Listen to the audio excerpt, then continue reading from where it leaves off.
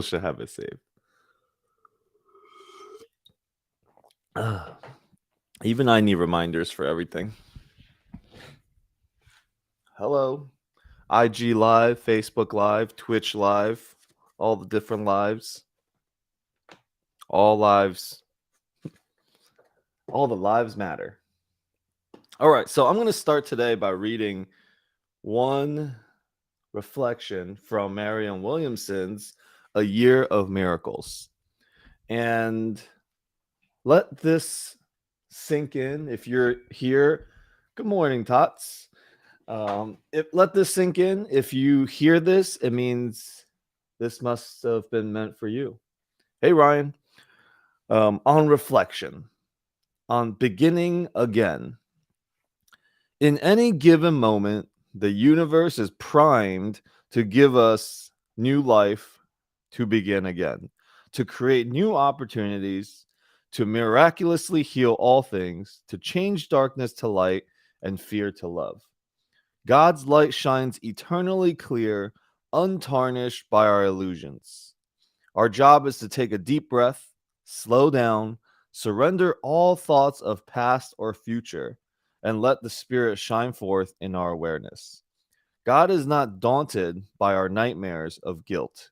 He is ever awake to how beautiful we are. He made us that way, and so it is. Every single moment, we have an opportunity to begin again, to begin anew. So that's how I wanted to, I just opened up to one of the lessons every time. And it's always so perfect because we really live in the past and the future, and the entire course is teaching us how to live in the present. Last night I was before I went to sleep, I was listening to Eckhart Tolle talk about A Course in Miracles. So those of you guys that know Eckhart Tolle, he wrote The Power of Now and A New World, something like that. I forgot what it's called. I keep wanting to say A Whole New World, but that's from Aladdin. Um so Eckhart Tolle talks about it, and the entire course, which is right here, this book, anybody that is New Earth, there you go.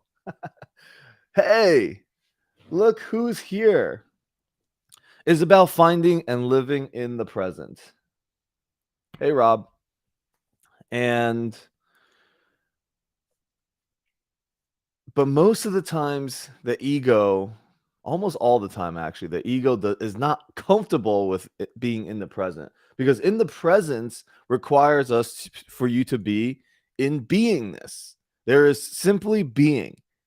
You are just being, you are not doing. And last week we talked about I need do nothing. And it brought up a whole bunch of stuff for a lot of people, because I got so many messages talking about, well, what about, Marianne Williamson, she's running for president. She has to do something. Even Jesus was doing something. And this is the challenge that the course is teaching us, taking us down this gentle path of meeting you where your mind is, because the course can only speak to you through thought. In thought, you need do nothing. And last week we landed the point that no doing ever has to come from need. And so that kind of landed for people. But the problem is, when you are in the I need do nothing, it brings up a lot of stuff for the ego, because the ego wants to keep you in the doing. Because in the doing, when you are doing, it can attack you. You will always compare yourself to others. You will always end up saying, oh, this was not good enough. This is why the practice of being present is about calling forth something that is alive in this moment, which you decide what it is. This moment, your thoughts decide your experience. So it's really a choice, and you really only have two choices. Do I want to be happy, or do I want to be miserable? Every choice that you lead from a place of fear will lead you down to a space of misery. And so, actively, how do we feel alive in the moment? We have to constantly be here now, new moment, all new possibilities. And I am going to inject gratitude into this moment. I am going to inject love into this moment. I'm going to inject compassion in this moment. And believe me, life will give you the opportunity every moment if you are aware. But the ego wants you to go back to sleep. Go back to sleep. Go back to sleep. Go back to the automatic in which you live every day from. And that is going to sleep when you go to automatic, when you react automatically. I'll tell just a story from the last call that we had. Wednesday, okay, we had a Course in Miracles call. And it was such a breakthrough for me because I surrendered over something that I couldn't do for a while. And this is, this is really just for people that are watching this and for anyone that's following the course, that you'll understand. I had a deal. Okay, I had a deal, 30-unit apartment deal that I had under contract. Okay. Things went in certain directions. I was not able to raise the capital in time, right? And really it's all my fault. Taking 100% accountability for it. It's my fault. But there was money on the line, $155,000 that was in escrow that I can't get back. And so, the date, it was the 19th was the last time we did our call. 21st was the closing date. On the 19th, right before this call, actually, or was it the night before? Either way, it was before this call. And I got a letter of cancellation. I got a letter of cancellation that there will be no extensions. And, my heart dropped to the ground. And I was really like, wow. Even though I was trying to prepare myself for that moment, it dropped to the ground. And after this call, before the call, I was like, I could tie it up in escrow. My attorney was like, you can contest the escrow, and more times than not, you will be able to find something that they didn't come through with and get partial, if not all, of your EMD back. Everybody in the real estate, or at least in the multifamily space, understands that this usually will happen when a deal goes down like this. I know so many people that did not have their deal closed, and they're literally fighting in court still. It's a year later. Nobody's got the money back, and they're still fighting for it.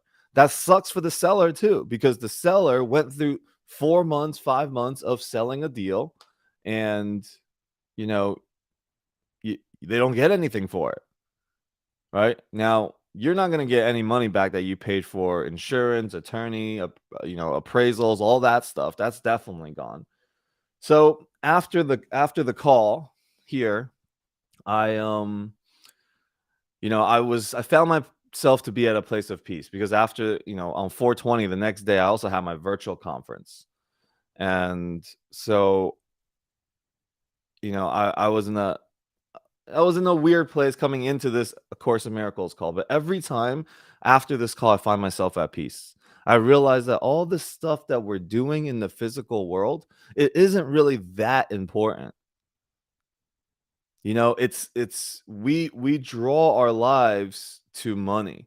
Everything that money dictates is the most important thing for us. We forget that family and your kids and your dog and all of this, that's more important. And so I messaged the broker afterwards. I was looking at the letter of cancellation. I was like, I want you to tell the seller how sorry I am for wasting his time. and that you can let the seller know that I won't contest the escrow.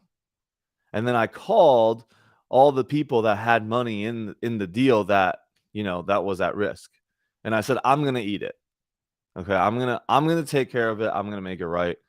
And and then I was like, I'm gonna leave it at that. And then I went upstairs and I was laying down like on the floor or on the wherever I was in the living room area, and Love was constant. She kept coming to me and telling me how proud of me she was, and if I was okay. And it was rough. It was definitely a rough moment. But after that, and a couple hours later, my broker calls me and goes, or he texts me. He goes, "Call me back and call me Gandalf." And I was like, "What?" And and he was like, "Listen, the seller lost. He's pissed because he lost $75,000 in his other deal, and he's hard. He can't close it. He can't get the money back. And if you would like to pay that 75K and release it and don't put it into escrow, we'll give you 90 more days." That's unheard of, okay? In the multifamily space, nobody gives an extension of 90 days. That's like starting over. That means this guy is going to be in contract with me getting this deal closed for like 8 months. Wait. Yeah, 8 months. That's crazy. Imagine trying to sell a deal for 8 months.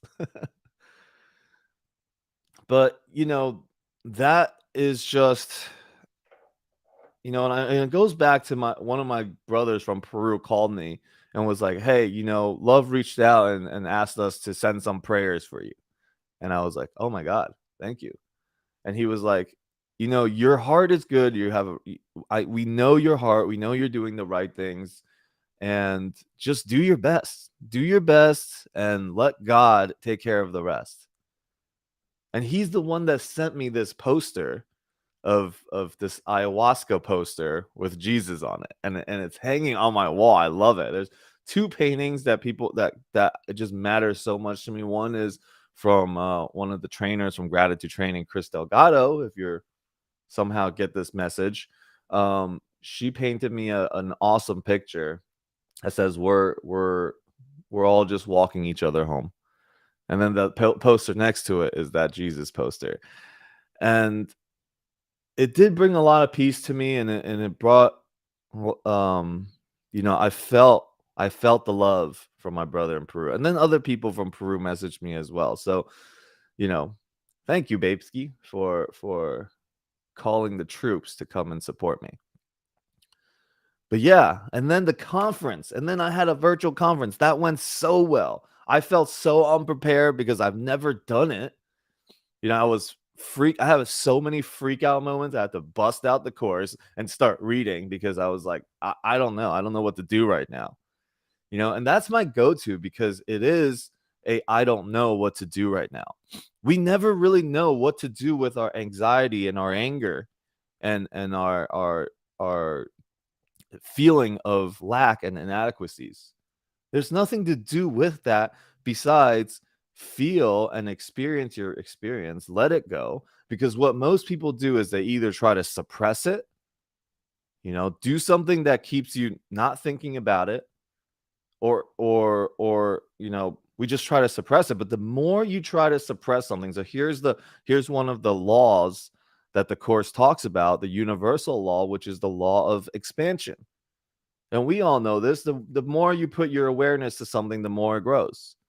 So in the fact that I say I don't want something to happen and I will push it down is actually magnifying that feeling itself and making it more real. When that feeling and when that anxiety experiences no resistance, it will pass. When there is resistance, it keeps it in place. And the resistance is, oh no, something is not right here. The resistance is our own judgment against things that are happening. If it should happen, if it shouldn't happen. So again, we're going back to I need do nothing. Because this is a conversation that triggers a lot of people. What do you mean I need to do nothing?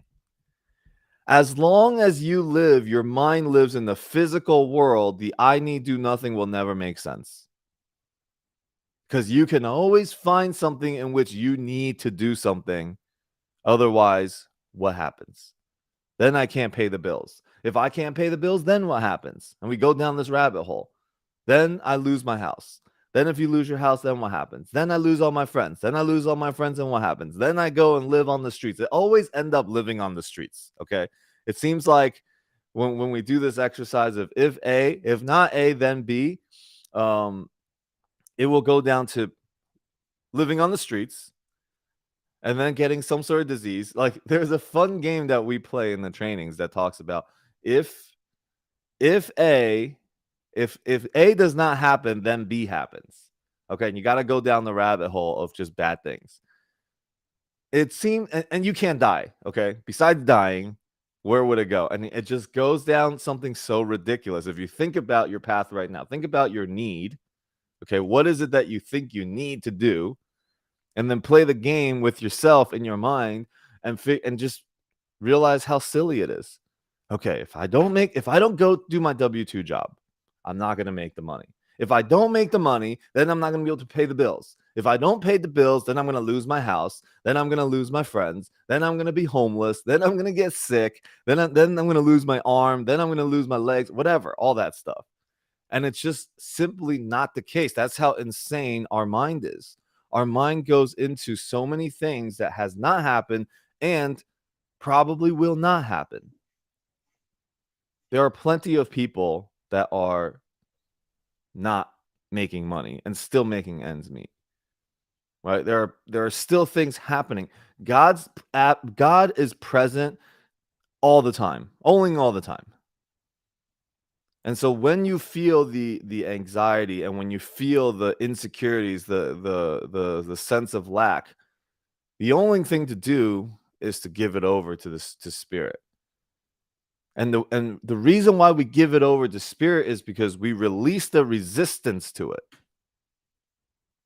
Anytime we feel something and it stays with us and it actually robs us of this moment, the peace of this moment, is because we've created resistances to it.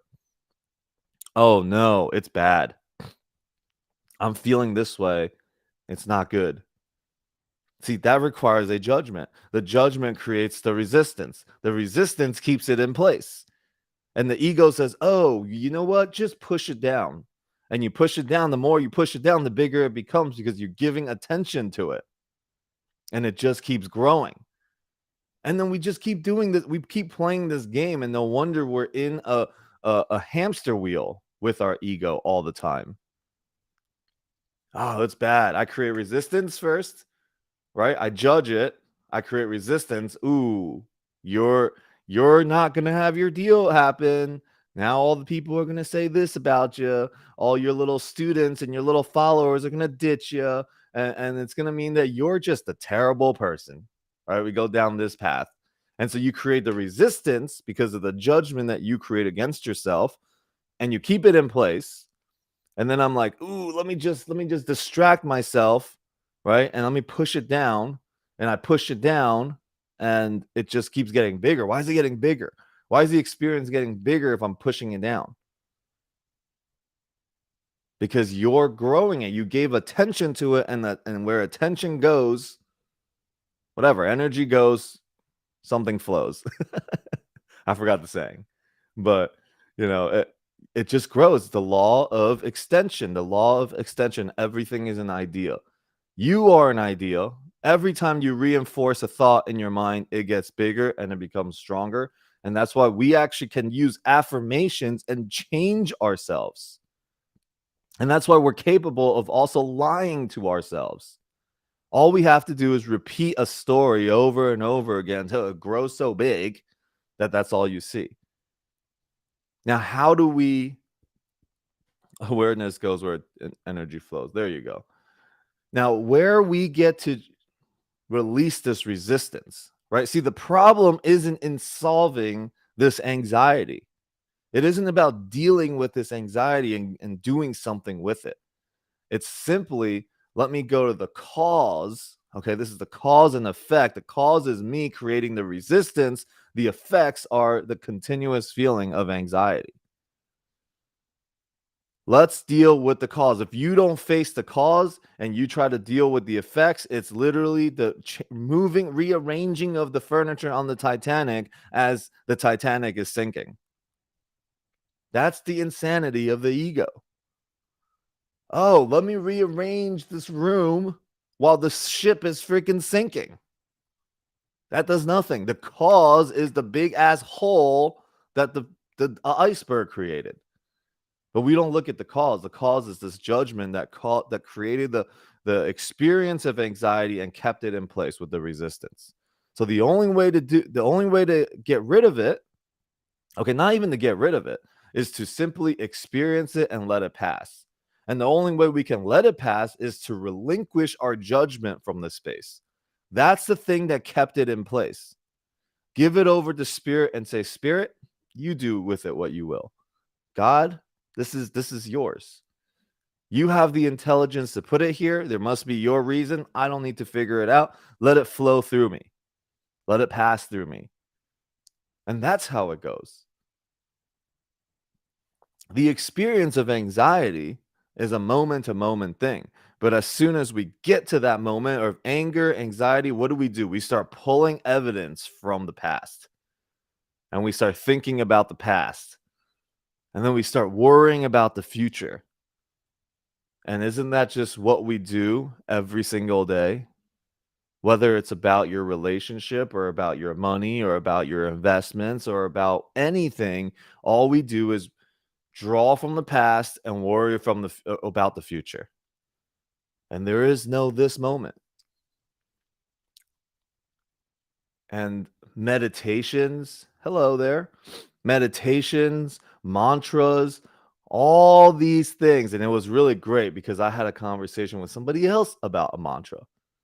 And mantras are just something that you repeat over and over and allows you to be present with the mind, right? Because as you're repeating the mantra itself, like Om Mani Padme Hum, if you just repeat the mantra, it removes the other thoughts that you have, and it helps you practice staying in the moment. But even the mantra itself, there is a moment where you need to let it go. When it's because at some point, everything that we do, it becomes our crutch, like we infect it, right? It's a tool for us. It's like the Zen teaching of the raft, right? Like at some point, you don't need the raft anymore. You have a collection of all your stuff on the raft while you're going down the river, but once you got to the other side, you don't need to carry the raft with you. See, what we do is we get in the raft, we put all of our stuff from the past in there, okay? And then we have we're challenged just to cross the river.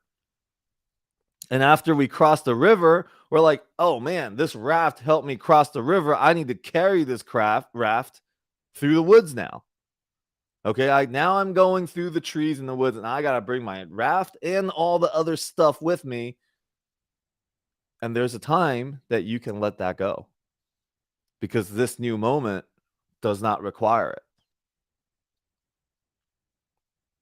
Right? So even there's the Zen teachings of the mantras and these things that you do.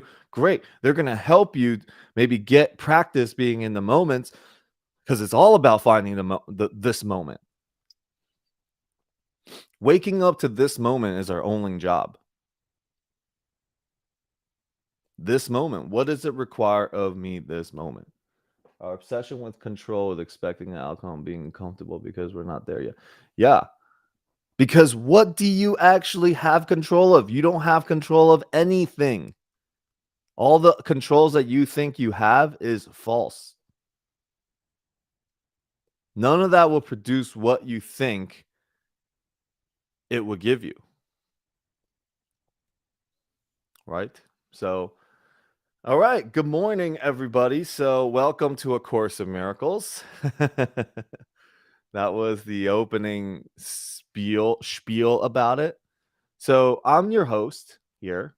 on this call every Wednesday and every Sunday at 10 a.m. Thank you all so much for joining me. And it's really great to see a lot of a lot of people that are here every single call. And always great to see other, people that have been here for many years come back as well. So it's, I hope that with what we talk about today and any pieces that you do that you get to hear is going to support you in creating more peace in your life today. It's going to create more abundance, more freedom for you from all the material world and the fast-paced world that we live in. It's great to just slow down for a moment, right? And I do this every time I go outside in my backyard. When I smoke my tobacco, I literally try to just be as still into this moment as possible. And what ends up happening is I start to pay attention to the birds that are chirping. I'm like, whoa, they're talking to each other right there. I feel like I'm like now in the conversation with the birds. See, there's no resistance to it. I'm just letting what be as be. And then dragonflies are dipping down and drinking from my pool. But if my mind was occupied in that moment and I wasn't there, those birds chirping can actually be annoying. Like, yo, these birds, shut up already. Right? Isn't that what we do? Like, when we get annoyed at things, it's because it's somehow an inconvenience to us in this moment. Like, I'm trying to think here, birds. Stop talking to each other. Stop being so loud. It's just such insanity, right? And then when you get to sit and be there and be still, then you can enjoy the moments. So yeah, Natalia, hello. She is my my counterpart here on this. Maybe not counterpart. My partner here on this call, and just say hi and Hi, everyone. Good morning. Good to be here. Yeah, she is going to be leading this call or a call of her own or something in the near future, teaching A Course in Miracles. She is a student teacher, just like all of us. We are all I'm in student teachers. ACIM teacher training. Love it, love it. Yeah, and in my summit on that I threw April 20th, my teacher was there. Okay, so Chris DeSanti, he's the teacher. He was my teacher. He is my teacher in A Course in Miracles. Maybe some of you guys got a chance to see him live. If not, we're going to be sending out an email to everybody that was there that registered, and we'll send like a replay package or something like that. And my podcast that is going to come out called That Changed My Life actually came out. There's 4 episodes on there. All right, so That Changed My Life is a podcast. Go check it out on different platforms and download it and listen to the first 4 episodes. And my teacher was on that call, in that conference. It was just so great. People told me that the conference felt different than all the other conferences they've been to, and it's because every one of those people that spoke, I actually had a real relationship with. They were important to me and I wanted to showcase them. It wasn't an awkward question and answer type of conference, right? I didn't have to do any research on them and try to, have notes and ask questions. I just knew what to say and what to do in the moment because I trusted the relationship we had.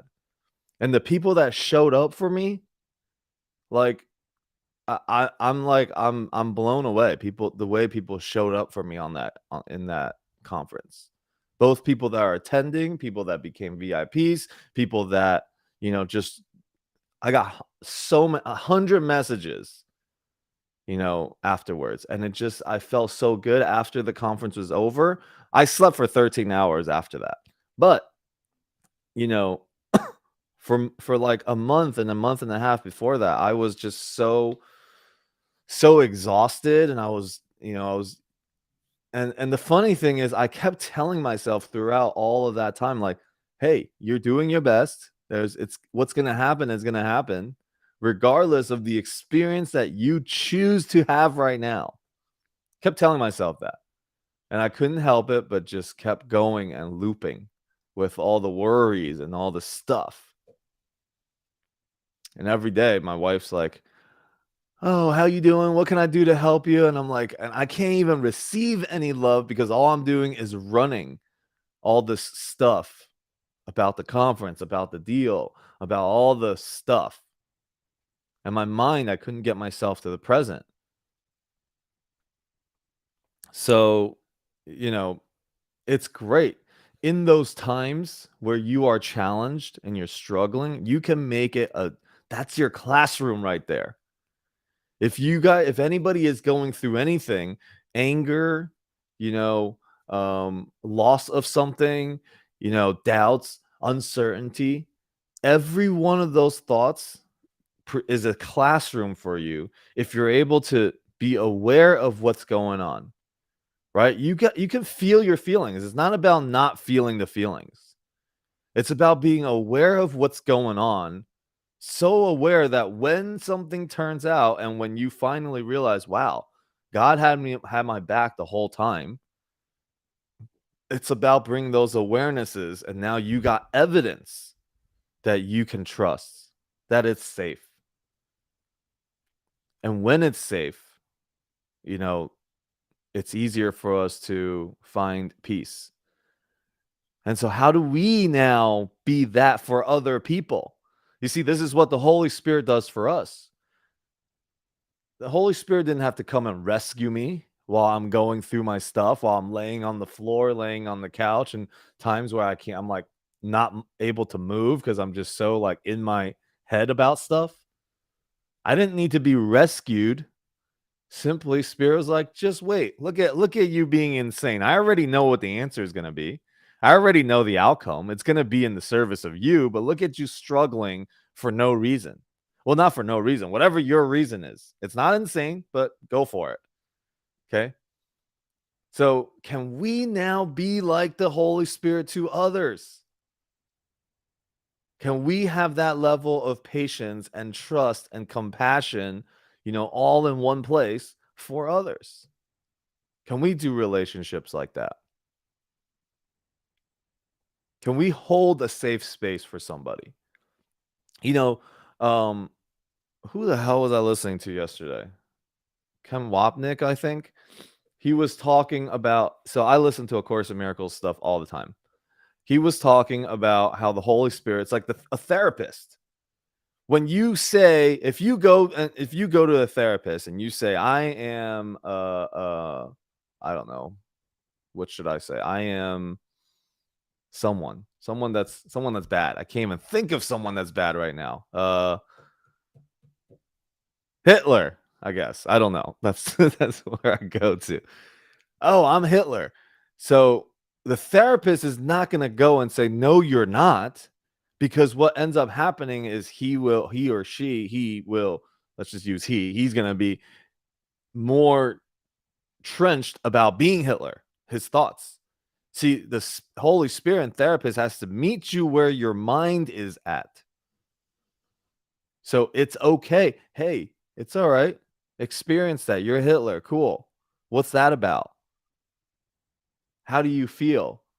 And you create a safe space for exploration to happen. So as we watch ourselves and be aware of these moments where we don't trust, and then things turn out good for us. Sometimes it may take 20 years for that to be reveal itself to us, to see the miracle. But that's also up to us to be open enough to see the miracle. If we want to be right, Holy Spirit will wait 20 years to show us the lesson. 40 years, your whole life. There's infinite patience. But at some point, every one of us will be shown the insanity of that thought and that it was not necessary. And then we can gather this evidence that it is safe to trust, that this world isn't this scary place where we can't trust anybody, because that is how we live. We live being very cautious of other people. Ooh, My heart got broken. Now I just, I don't give my heart away anymore. Right? I just run around one night stands and find people on Tinder or whatever those apps are and just do that all day. And nothing wrong with it, okay? But is it serving you? Is it going to bring you the peace? Because anything that we try to do that temporarily fixes a feeling, a sense of lack, okay? That always reinforces. It's the resistance that holds that lack in place. All right? And if I spoke to you with that app thing right there, well, it's there's no judgments for it, right? But if I was on the other side receiving that comment, I might be like, okay, I'm done listening, right? Because the resistance comes up and pushes it. That's the resistance I'm talking about, right? Like when we put the resistance in place, our judgments in place. Oh, this person is attacking me, or this person is bad, or this feeling is bad. This sense of, anxiety and inadequacy, it's bad. That's the first moment the resistance happens. And then you keep it in place, and then you don't know why it's happening, and you think you have the power to remove it. You don't. You have a choice to let it pass. But that energy is there. Okay, it's coming. It may go through you, like, but it's also up to you. Also, are you going to project it to others? Are you going to? Because we think, see, the ego's like, "Ooh, I got this energy. This energy, this ball right here is going to create more chaos, more confusion for all these insane minds." And what we'll do is, how do we trick the mind to put this onto other people and grow this idea? See, that's the ego's master plan. The ego's sitting there thinking about it. How do I grow this fear, this ball that is now inside me? And the ego is like, well, in this physical world, if we give money away, anything that we giving is associated with losing something. If I give it, then I now don't have it, right? Like this mouse right here, if I gave it to somebody, I will no longer have it and they have it. That's not the way these balls of energies work. These thoughts grow as attention is given to it. So we project it away. We're like, oh, but that didn't give me, that didn't get rid of it for me. It's actually more real, but I feel better. I get a temporary sense of a temporary payoff that I get is, ooh, yeah, see, somebody agrees with me. Somebody sees me. Somebody feels that. And so we have to be the filter ourselves.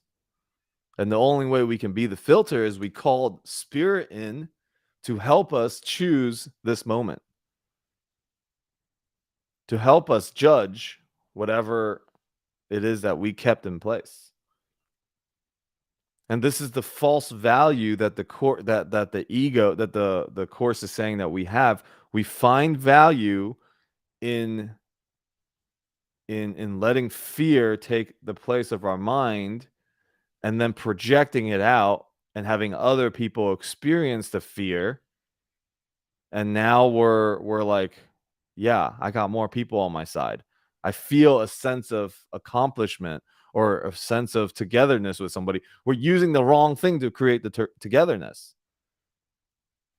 And because this world is run on fear, right?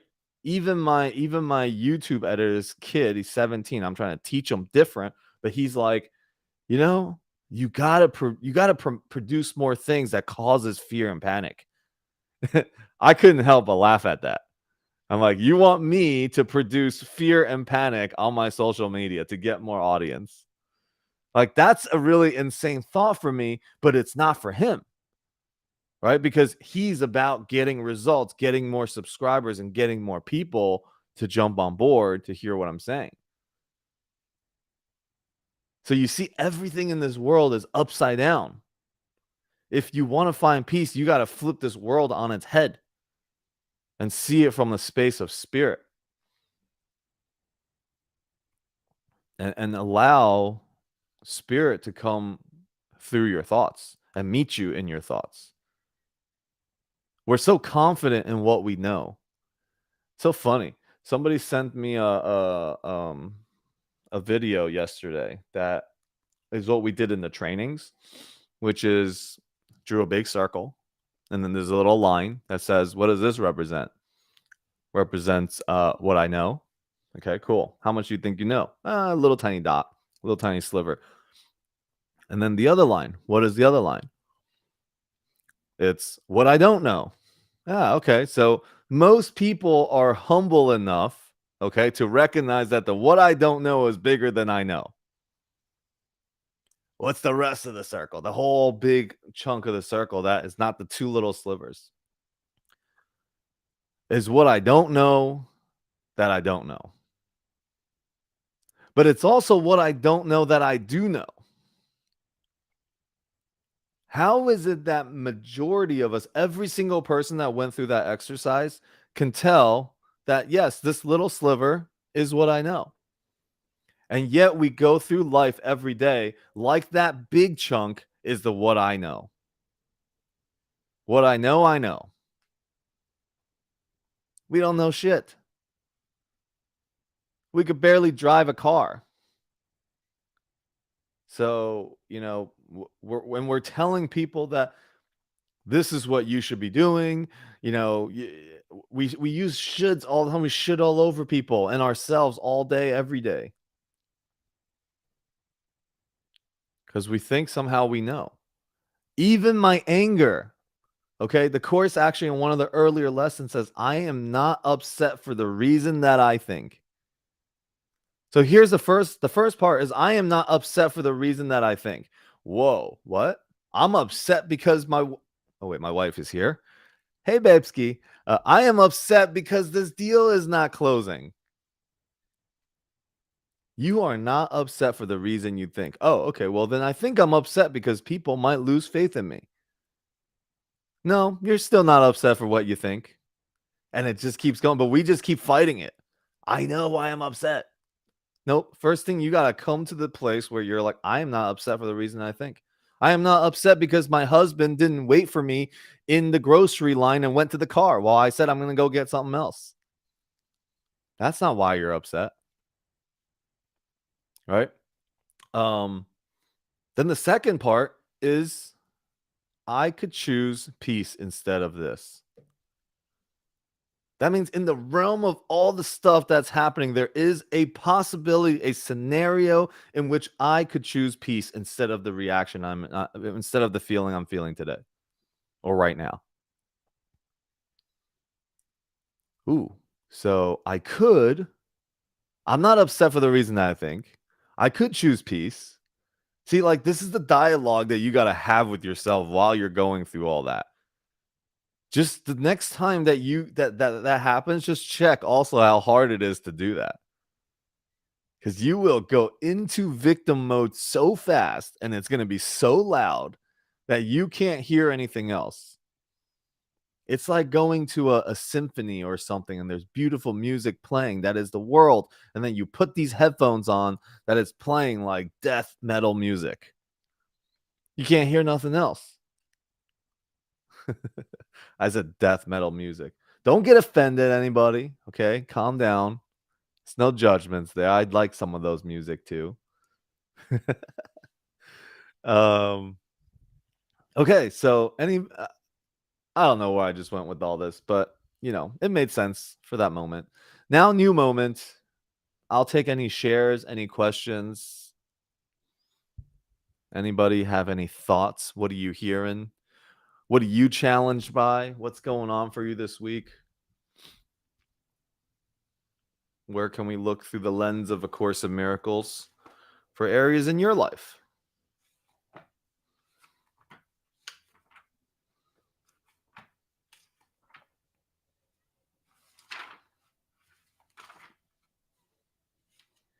Okay, I'll share. Awesome. Again, I just want to say publicly congratulations again on that 420 summit. You knocked it out of the park. And I always told you that this Vegas story was going to end up being a really amazing story. I never thought it was going to be a finish like this, but I knew it was going to be something that we were going to be able to build on for years to come with our first deal together. So that's happening. And for me, and I just posted on our chat, I'm definitely going through a process right now. The difference is that I'm fully embodying this work now. I'm finally embracing it in a way that I haven't done it before. I haven't done before. I'm absorbing it. I'm going through so much right now, but it's like I am so at peace with myself and knowing that everything is that's happening is for my good, and because I don't know what I don't know, and I'm tired of operating from those little slivers in my pie. So I don't know what I don't know. Things are happening in a way that I never expected it, but the more I hold on, the harder it is for me to move on. So yeah. So this message, of course, is perfect for today. Absolutely perfect for today. And thank you so much. Oh, thank you. Yeah, thank you. And like I said earlier, in the realm of beingness, you don't need to do anything, right? There's nothing to do. There's simply being in this moment. Like, you don't have to, the need of doing something is not there. Okay. The need for being is not there. You just be here in this moment. In this moment, you have so many things you can have gratitude about, right? Or we can worry. And I said it a couple of weeks ago that worrying is the prayer for the worst outcome to happen. And I'm sitting there worrying, and my wife is telling me, but see, that doesn't work. We can't, other people can tell us things all day, but as long as I'm not present, I can't hear it because my mind is still running through the worries. Right? So whatever you're hearing now, just let it be where it's going to be. Whatever you're experiencing in now, experience it. Let it be and let it pass through. And know that it's safe, that this world is a safe place, that God is present, owning all the time, and he's watching your back. Now, obviously in this material world, we still got to do some shit. We still got to do some things. Right? Do them. Do them with a place of peace and knowing that you can do the best you can, and at the end of the day, it's going to be what it's going to be. So do them with peace. Now, of course, it sounds so simple because I wasn't doing shit with peace with the last 2 months.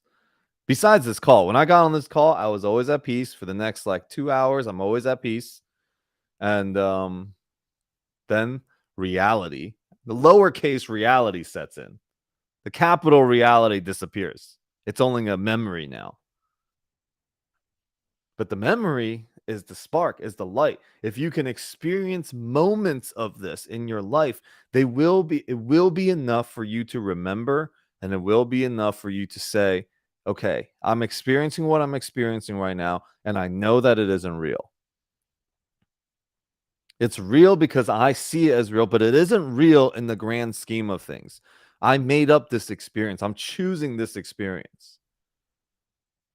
Right? Get the power back first for yourself, that you know that I'm choosing this experience. I am not a victim to other things that's happening.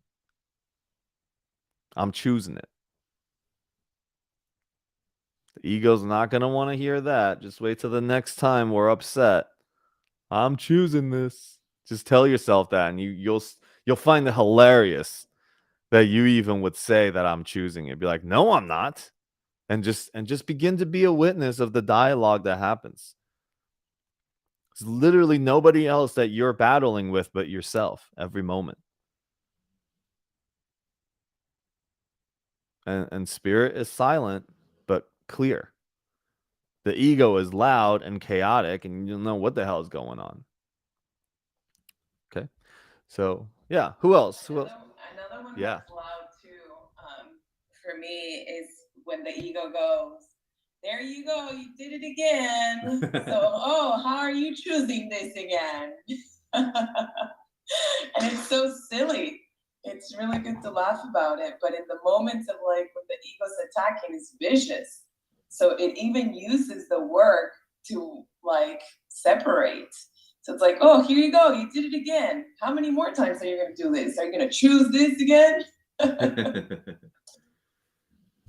Yeah, that judgment starts to show up.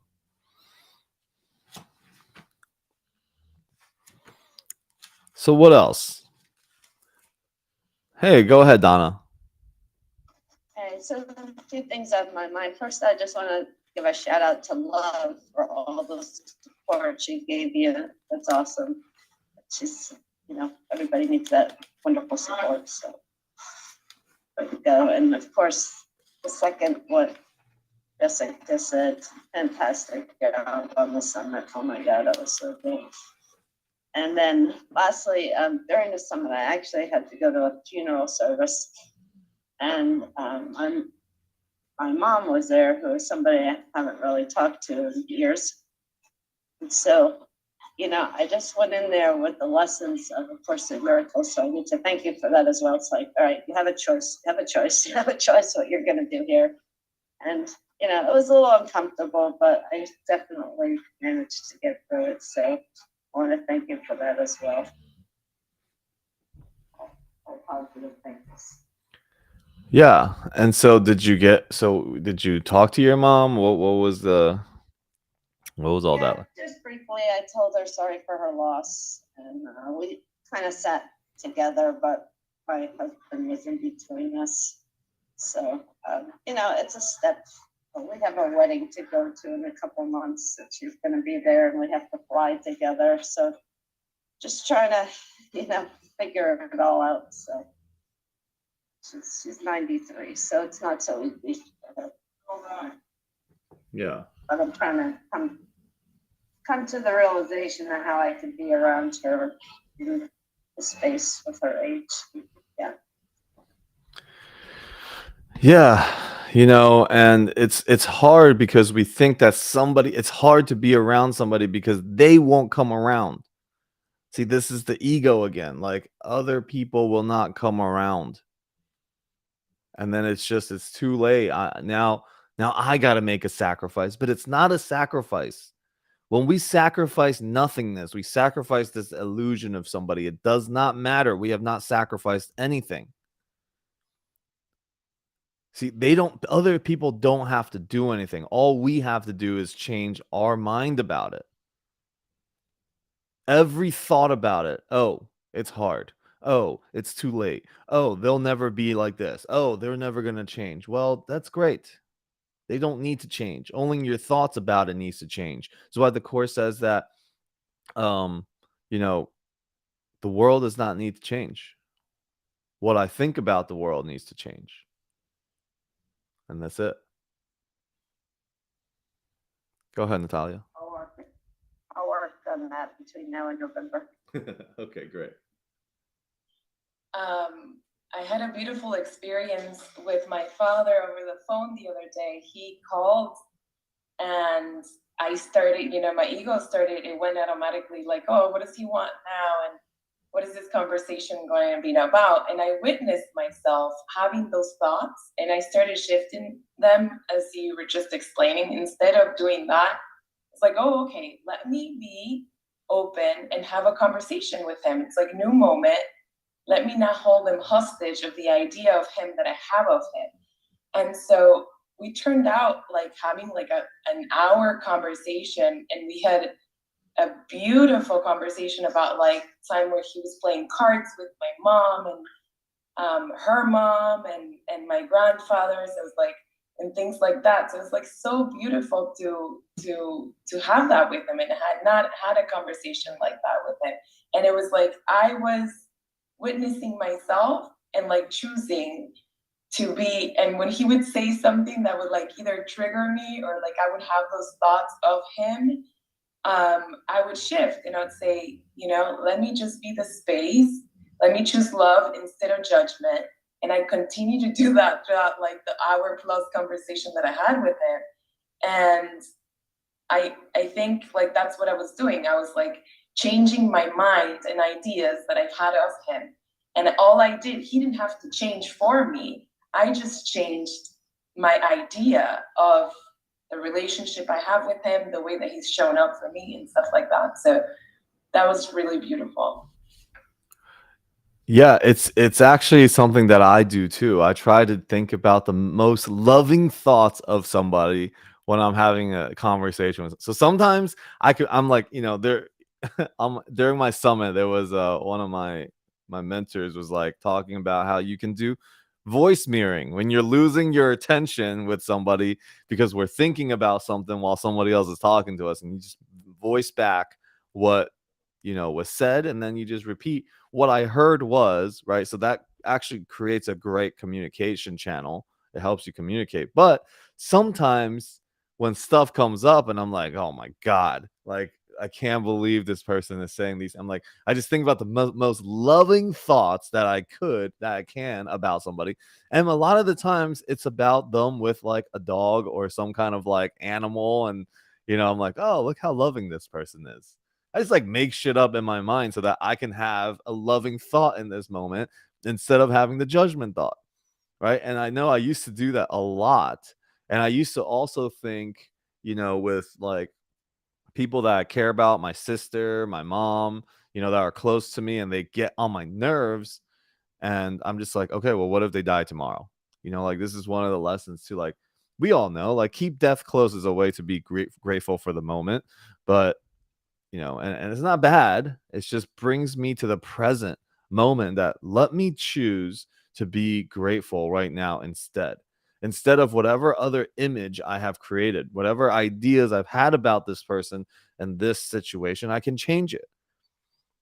And so in chapter 1 of the course, it talks about it's got the 50 principles of miracles, right? And one of them, it says that miracles are thoughts. So again, the course points to everything in this world is an idea, and ideas are reflected from our thoughts. So miracles are thoughts. Thoughts can represent the lower or bodily level of experience or higher or spiritual level of experience. One makes the physical, the other creates the spiritual. And so this course and the purpose of this call is to merge those two things, is to be able to see the physical as the spiritual. Because when it's spiritual, there is nothing but trust and peace and love. Everything else is the physical. The physical creates all of our nightmares. It creates all the fears. The physical body of another person. Oh my God, my special wife, my special kids, my special everything, my special house, my special car. They belong to me. Who am I or what am I without it? At some point, we got to let all that go because all of those things are the raft and whatever belong and whatever's on the raft. So, yeah. There was another thing I heard yesterday that was great. Yeah. So words, we talk about this a lot. Words are pointers to something, but it simply is the pointer, right? In the Eastern teaching of pointing to the moon, and if you look at the finger, you can't actually describe the moon or you don't even see the moon. And it was funny because this person compared it to a dog, and I love it. I love anything that's compared to a dog. And they're like, are you a dog? Because if you're a dog, when you point to something, they look at the finger, right? They're like, oh, what's that? They look at your finger. They don't look at what you're pointing at. And that's what we do. We're like, there's the moon, there's love, and we just look at the finger. We're like, what? That ain't it. And we're like debating and fighting over the finger, not what it's pointing at. So the course, the Bible, all these things, all the practices pointing to love and pointing to presence. And yet we are over here bickering in this whole world about which text to read. It's insane. And even if you're not actively participating, the fact that you're like, no, I'm not interested in that. This is good. This is bad. You are participating in this war. So I'll give you another quick example. My friend, okay, my good friend, her mom is in the hospital. Okay. And I'm sending so much love, so much prayer, multiple surgeries. She had a stroke, and sending a lot of love. But she was like, my family is like Catholic, and they're doing these prayers and these things, and I just don't get I can't get with it. It's a prayer, it's a prayer for something. And because you don't believe, see, like, the division itself causes chaos, even in the most extreme times. Like, our defenses are still up. So it's like, oh, so I isolated myself and I went to do my own little prayers. I'm like, okay, so you're both praying, but you can't do it together. You can't be in the same room praying about something, because the way the prayer is happening is different. Like, okay. Like, in those moments, we're still creating division. Right. And this is not an attack. This is just the insanity of the ego. I'm only pointing to the ego. Okay. So don't focus on the finger right now. Don't pay attention to the finger, which is what I'm saying, but to that idea of which separation happens. It's crazy. Right. So, yeah. And then, and then she reached out and she was like, I'm feeling really alone right now. But also, that choice is yours. Your entire family's there. Everybody's going through the same thing. You're not alone. Nobody's alone. God's always present. You get to choose it. But our insanity of creating separation, and it's actually the judgment. See, it's always the judgment. The relinquishment of the judgment is what is going to bring you together with your brothers and sisters. We will go home and we will return home in pairs. It's always in the mirroring of each other, the lessons, the teachings. That is the only purpose of another body that you are interacting with, that you too may in this moment remember love. The only purpose of two people coming together is to remember love. The form might look like a real estate investment. The form might look like a sale, whatever. The form might be just bumping into each other in the elevator. The form might be marrying somebody. But there is only one purpose for which this is happening. It's for the two people to come together and create a teaching moment and the remembrance of love. Or a Spartan race, right? Or a community, or whatever you want. Anytime you have an interaction with somebody, the moment you lose your peace is the moment that you forgot why you are here in this moment with them. You forgot what this moment was about. And we get angry. Yeah. That is the only reason why you're here. And Marianne Williamson puts it so good. She's like, when you wake up in the morning and you forget that your purpose is to contribute to the healing of the world, then you have forgotten why you are here in the first place. And when we have forgotten why we are here, when we forgot what our purpose is and our mission is, then of course we will stray off to anything else.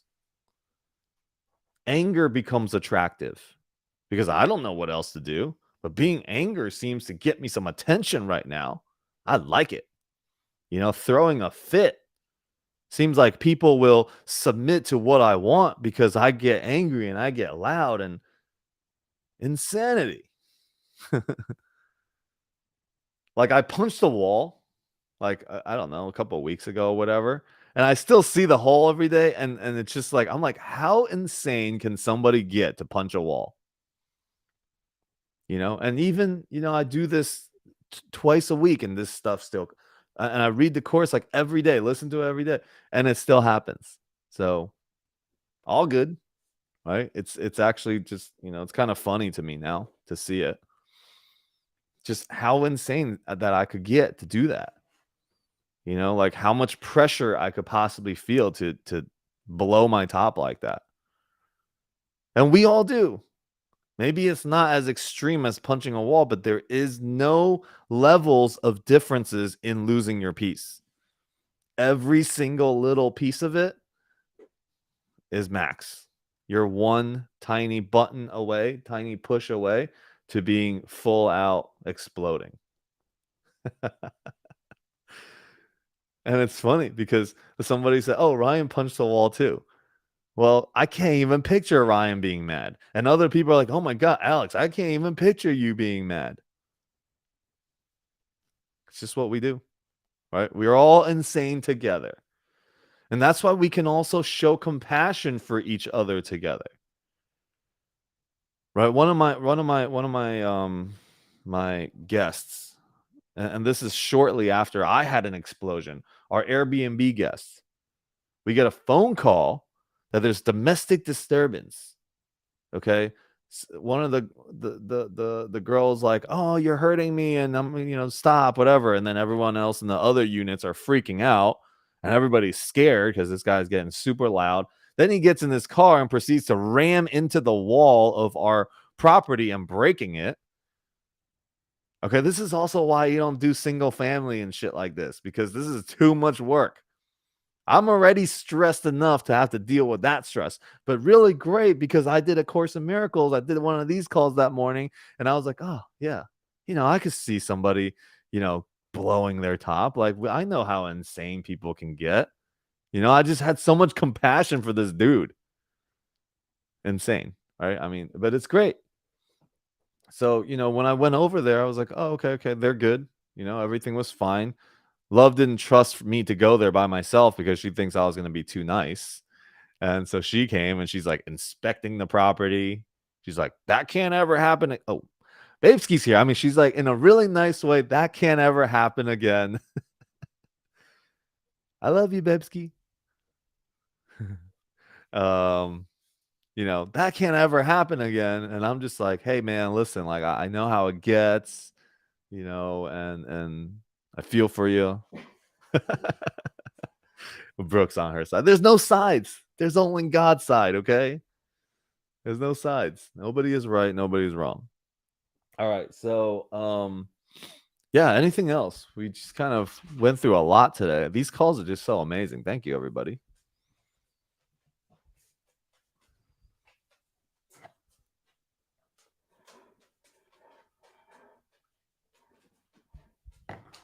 I should probably put like Portuguese translation somehow on my LinkedIn lives, because there are so many Portuguese and Brazilian followers here, or on the live call.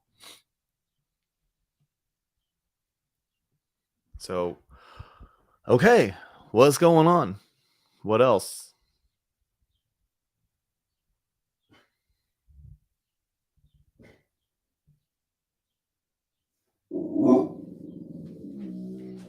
Alex, I was just speaking with my 95-year-old grandmother.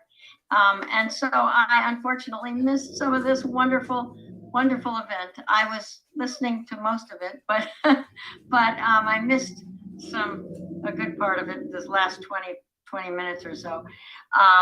And I'm sorry you're not recording it, but that's okay. I hope to talk to Love tomorrow. So It's recorded. But I do want to say that after last Wednesday was so great for me. Your Course in Miracles. And yesterday I had one of those days when I just had to time out and allow the Spirit to go through me, allow for that wonderful guidance to direct me. It's what I needed to do yesterday. And I was thinking of you in that session, and that's where that comment I made in the WhatsApp came from too. I just love these classes. They're wonderful, and I thank you. Oh, Thank you so much. Yeah. Classes. This is a classroom for all of us. I don't know what to call it. It's a session. It's a meeting. I don't know what is it. Yeah. It's It's a gathering. it's a gathering. It's something. Yeah, it's a gathering. But Yeah. thank you for whatever it is. Oh, thank you. Go ahead, Brooke. I want to echo what Carolyn is saying because I call it church and therapy rolled into one, to be honest with you. And I wanted to thank Alex because attending his sessions has helped me reopen the conversations with my mom and dad, which some people who know my story, which are not many, I don't have a great relationship with my mom and dad. And I've had conversations with Alex where him and I were one-on-one talking. And some of the questions he would ask me, I couldn't even answer, and it was a real struggle for me. And I now have it on my calendar to make a conscious effort to reach out to them weekly and to realize this is more for me, not necessarily, I can't wait for them to apologize or stop doing the actions that they're doing. I think for my own peace, I have to lead with love. And you made a comment today, Alex, to imagine if they were to pass away, right? How would you feel always holding these grudges over the years and whatnot? So my bottom line is every week I have a follow-up, even if it's a text, something just to let them know I'm thinking about them. And so I want to thank you for that, for giving me the confidence and trying to get over my past, because your mom and dad are like some of the most important people in your life. And I don't have a good relationship with them. And it's because I hold the past against them. And when I see them doing reoccurring things, I bounce back instead of leading with love, and knowing they're not going to be here forever. And if it wasn't for them, I wouldn't be here. So I want to thank you. It's a very long way to thank you, but thank you. Yeah, thank you. Thank you for being here too. It's I don't know. I always smile when I see you. So thanks to your parents for creating that. So I love you, but I'm not smiling because of them. I've grown up knowing what not to do. I'm smiling, not you. I'm smiling. Okay. I am a very, I'm the type of person where I always tell myself, don't let the past paralyze you. Let it propel you. And I'm hardcore about that, but I have not changed that mentality towards my mom and dad. I still don't have that good relationship with them. But at the same time, I am a very happy and positive person, but it's because I've seen what my mom and dad have done and I've learned what not to do. Unlike some people have looked up to adults and people in their life, and that's what they aspire to be. Like you asked me one time, Brooke, who's your hero? Alex, like some of the questions and shit he asked me was so deep. And I had a conversation with my husband, like I didn't have a hero growing up. I was just trying to survive. I was just scrappy. I have heroes now I look up to, but I never had that. And you and my one-on-one conversation just opened up so many emotions for me and conversations with my husband. And so thank you for opening things that I know I have to work through and making me be more open-minded. So I do appreciate you with all my heart. Awesome. You said this is like church and therapy. I'm like this is like therapy for me because I'm literally the one speaking while you're all holding space for me. Right? No, it's a two-way street because I come to realization, and I do have a Course in Miracles book because of you, and I do what Grant does at his office. So whenever I've been at Grant's office, every morning meeting, they start with one of his books, they open it up, and they read from one page. And they kind of talk about that page. And I have been doing that every morning as part of my 5-minute gratitude that I learned from the Miracle Morning from Hal Elrod. And I'll read like one page and I'm like, okay, how can I apply this? Or how do I, so it's been very helpful of me trying to find peace and not hold grudges against my parents. So yeah, I love you. You're great. Yeah, they are your level 3 teachers is what the Course calls it. They will be here for the rest of your life, presenting you with opportunities to heal and learn and heal and learn and remember and learn and heal and remember. Yeah, all that. Go ahead, Jess. Yeah, I straight up call this church. I tell people I go to church twice a week, Wednesdays and Sundays. It's more than most Catholics and everything. And I was gonna ask you, do you have you mentioned Ken Wapnick, and I have the Audible Living A Course in Miracles. So I have it set up that every time I go into the car, instead of going to Pandora and anything, it opens up that Audible. I was wondering if you had it, because it's like he's like a New York Jew talking about Jesus Christ. It is so freaking awesome, you know. And it really captures the spirit of when this book was written and the intention that they had when they transcribed it. I was gonna say, if you don't have it, I'll send it to you. I have a bunch of Audible credits. Yeah, I have a lot of Audible credits too, but also this book right here. There's 4 different volumes like this. Journey Through the Text of A Course of Miracles, chapter 1 through 8. It's a 4-volume set, and he compares this to creating a symphony and music. It's pretty cool, and it's by Ken Wapnick, and he passed away a couple years ago. But he was a great teacher of A Course in Miracles for sure. Yeah, that Living A Course in Miracles, the Audible is just a bunch of his lectures, and it's just so natural and it's just so easy. Because I get a little bit stuck when I start reading the Course in Miracles with the language and everything on it. I'm like, you know, but when I listen to this, I absolutely get the lessons, and they break down a lot of the more complicated stuff. Like I need do nothing. I love it. Yeah. You know, and the challenge with studying and reading the course is, in your conflicted ego mind, you can't understand the course. That's why you just read it until there's a moment where it's like, oh, I got that. And that moment of clarity is literally the entire course. It's pointing. All these are just words. So many tens of thousands of words pointing to something. And if for a moment you can just look at where it's pointing, then it would all make sense.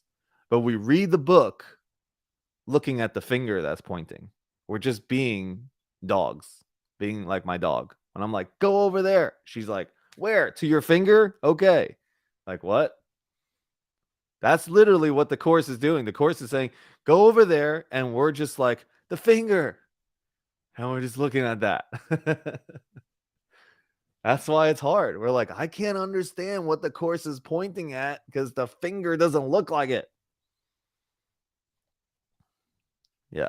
So, you know, there will be moments where we take a step back and we slow our minds down and we calm our hearts and we just get into a space where we can actually receive. Our minds are open enough to receive. And that receiving and that openness comes from trust.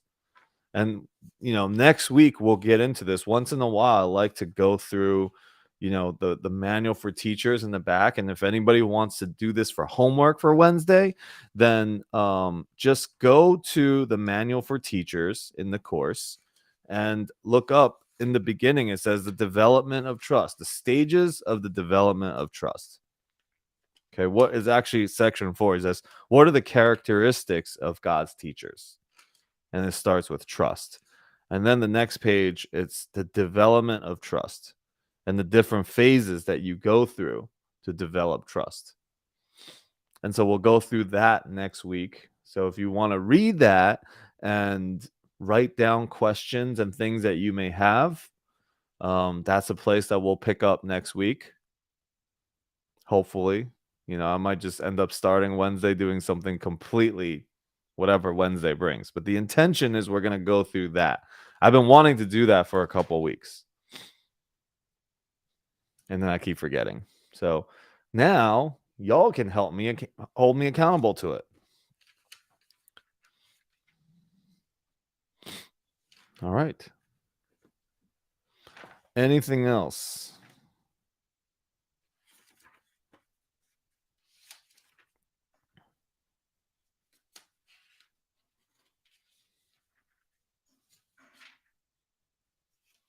Anybody from for any of the social medias, you can type something as well in there.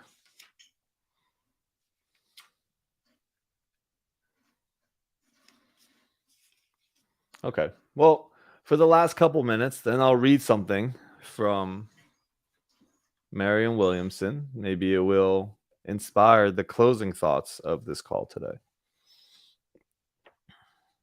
Just going to find the longest thing right here to read.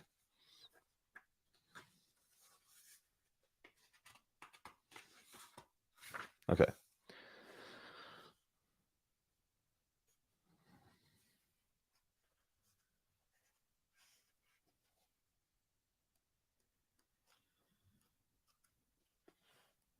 Right. Okay. Another reflection, okay, on the holiness of a quiet moment. The ego can't stand the quiet moment. There's a way. Did you want to say something, Donna?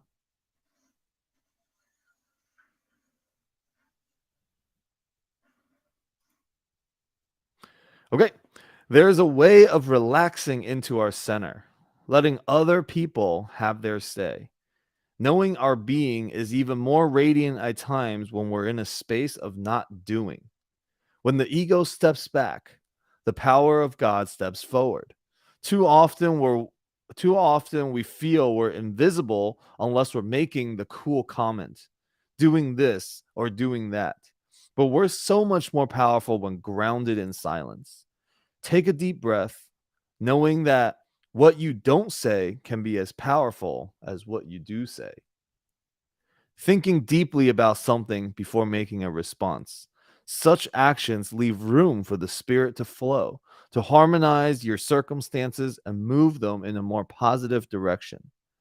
Many times, how many times have we felt we've blown it simply by talking when we later wish we hadn't, just by showing or by showing off when we could have just sat there and seemed intriguing?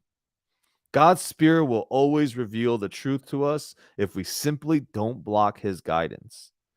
And we block it by talking first, attitudinally walking ahead of truth.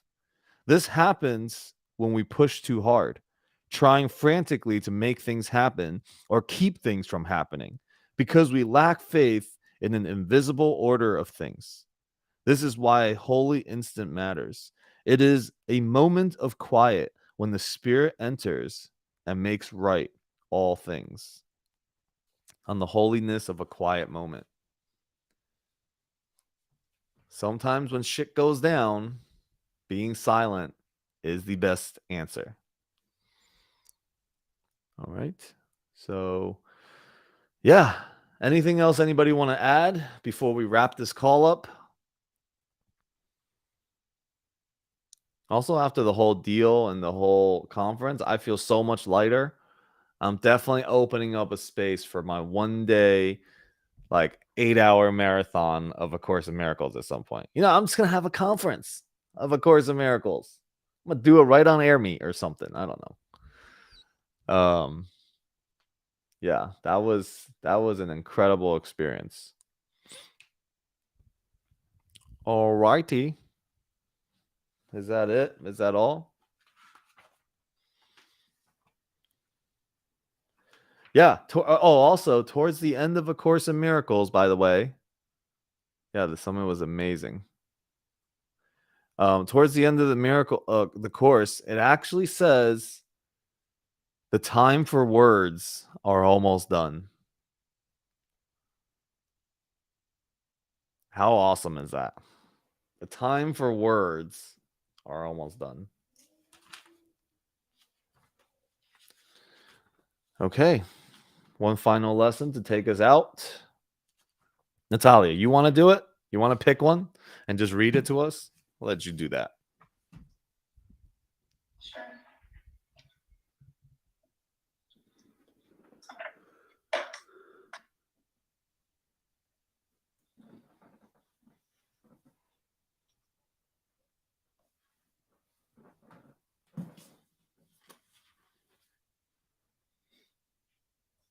can keep choosing the really long one.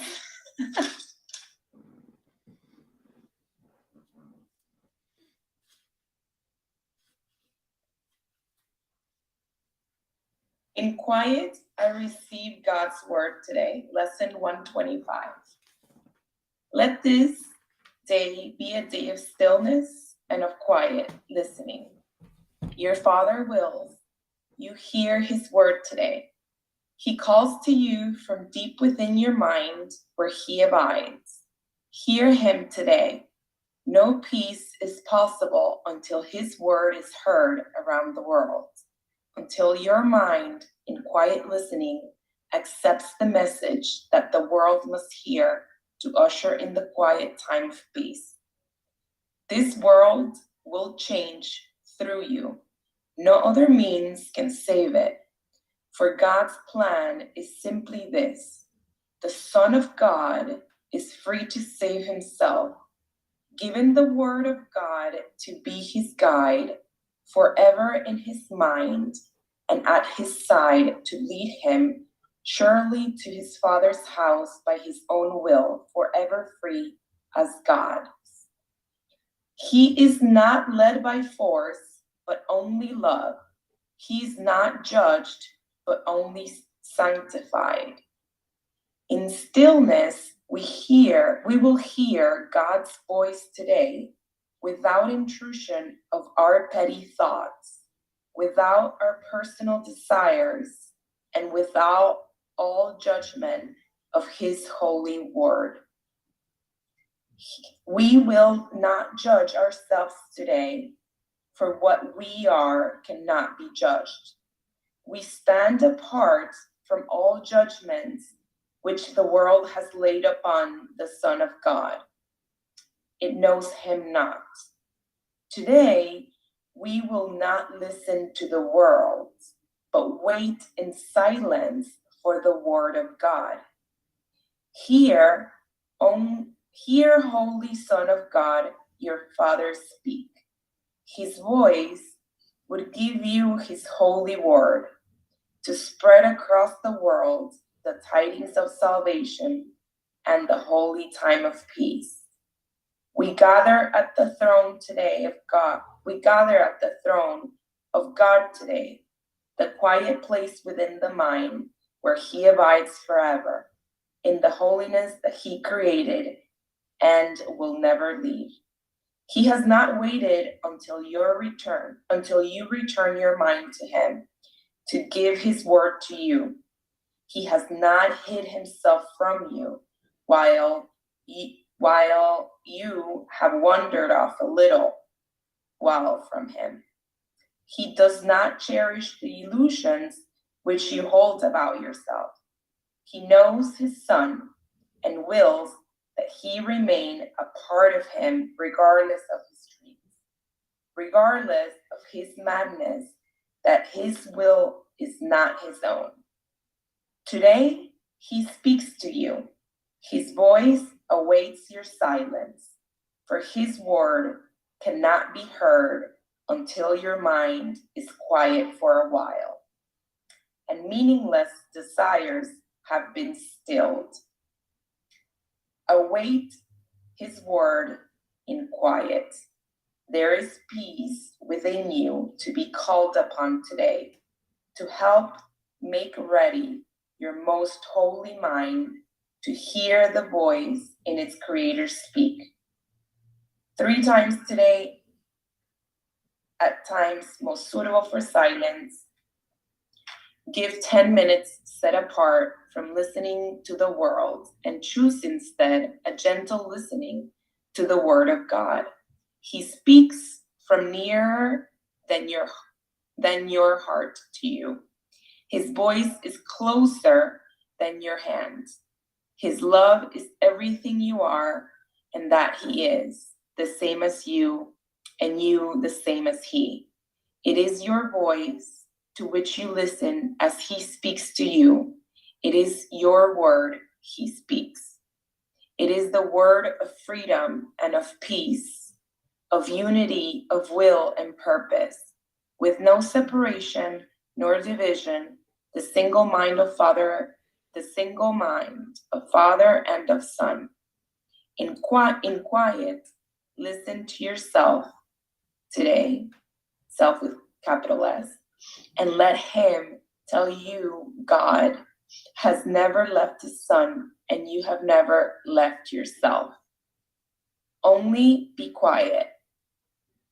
You will need no rule but this, to let your practice today lift you above the thinking of the world and free your vision from the body's eyes. Only be still and listen. You will hear the word in which the will of God, the Son, joins his Father's will at one with it, with no illusions interposed between the holy, indivisible, and true. As every hour passes by today, be still a moment and remind yourself to have a special purpose for this day, in quiet to receive the word of God. Lesson 125. Amen. Yeah. You know, I'm gonna set an alarm on my phone for on top of the hour every hour, and we can just, you know, if you guys want to join on doing that, just take 2 minutes, 3 minutes, or 10 minutes, whatever it said, to you know, be still and see if we can hear. So thank you for choosing the long one too, because you could have not and you did. So all right, hourly date with God. I like that. That's great. Oh my God, somebody should write that down. Lyra, is that the one that you did that one day? Was that it? That you shared? Yeah, I do it almost every day now. It's good. Sometimes I forget. Not forget, but you know, when you're doing something, you can't really do it, but I just make up. But yes, I set my alarm every hour and I just have a date with God. It's fun. I remembered you shared a lesson in which you chose to have a date with God. I wasn't sure if that was it. No, not lesson 125. It was in the lesson 112 or something like that. I just checked where I'm at right now. I'm on lesson 121. So today is lesson 121. So I have not reached that, what you read today. Nice. So Lyra, what did you have to set like 12 different alarms or something, or what, depending on how long you're gonna be awake? No, so every hour I just set it for 60 minutes and then I stop and then I do my 5 minutes